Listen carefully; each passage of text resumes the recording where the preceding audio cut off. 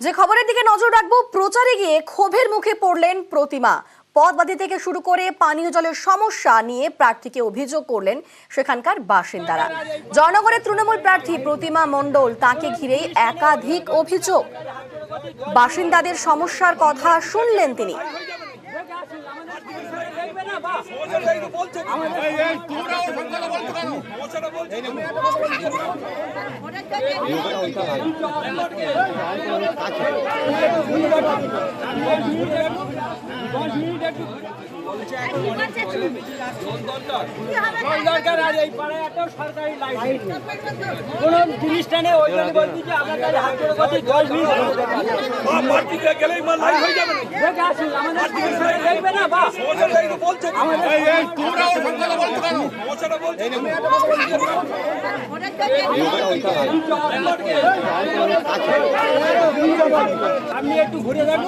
আমরা দেখলাম প্রার্থীকে সামনে পেয়ে একাধিক অভিযোগ করছেন সেখানকার বাসিন্দারা। আমাদের সঙ্গে রয়েছেন প্রতিনিধি অর্পণ। তারা ঠিক কি কি অভিযোগ করলেন এবং এরপর তৃণমূল প্রার্থী তিনি কি বললেন? দেখো, অভিযোগ গ্রামের মহিলারা এবং যারা রয়েছেন তারা যে অভিযোগটা করলেন যে তাদের এলাকায় পানীয় জলের সব থেকে বড় সমস্যা, পানীয় জল তারা ঠিকঠাক মতো পাচ্ছেন না। রাস্তা চলতে গেলে তারা আলোর সমস্যা রয়েছে, রাস্তারও কিছু কিছু সমস্যা রয়েছে।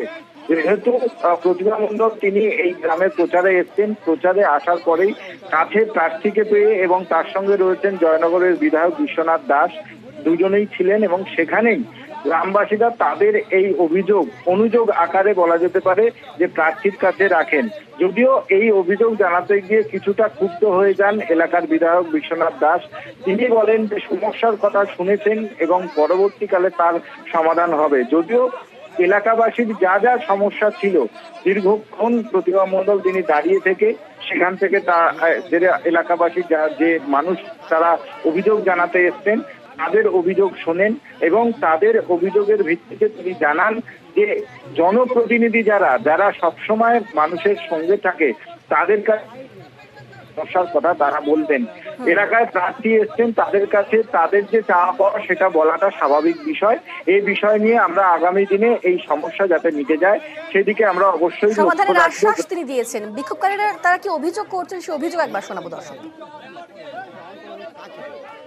আমার অভিযোগ, আমার পাড়ায় একটা করে সরকারি লাইট নেই, টাইম কলের জল আমরা পাই না। সব পাড়ায় কম বেশি করে 2 ঘন্টা 2.5 ঘন্টা পাচ্ছে, আমরা 15 মিনিট জল দেওয়া আসে না, সব দিন 1 ফুটটা জল আসে না। আমাদের এইটাই সমস্যা। না বিক্ষোভ না, আমরা এমপি আসছে 10 বছর পরে, তার কাছে আমরা বলবো না সমস্যাটা, বললে আমরা ব্যবস্থা করব। সরকারি লাইট ওই একটাই দিয়েছে মন্দিরে, তাছাড়া এই পাড়ায় কোনো লাইট নেই। আমার এই লাইট আর জল, আমাদের এই দুটো সমস্যা। আর এই সমস্যা শুনে সমাধানের আশ্বাস দিলেন তৃণমূল প্রার্থী। এটা তাদের দাবি, এটা তাদের অধিকার পানীয় জল চাওয়ার। মানুষ জল চাইছে। আমরা ইতিপূর্বেই এই ইলেকশন যেহেতু মডেল কোড অফ কন্ডাক্ট, এখনই পানীয় জলের জন্য যারা আমাদের বলছে আমরা তো টিউবওয়েল বা সাবমার্সিবল এরকম কিছু মানে ইনস্টল করে দিতে পারবো না। তবে আগামী দিনে বলেছি আমি নিশ্চয়ই নির্বাচিত হব, তারা আসবে, তাদের দাবি দাবা নিয়ে আমরা তাদের মান্যতা দেব, সম্মান দেব। কিন্তু আমরা সেখানে পিএইচির মাধ্যমে ট্যাঙ্কারে করে জল নিয়ে গিয়ে তাদের ঘরে ঘরে পৌঁছে দিই।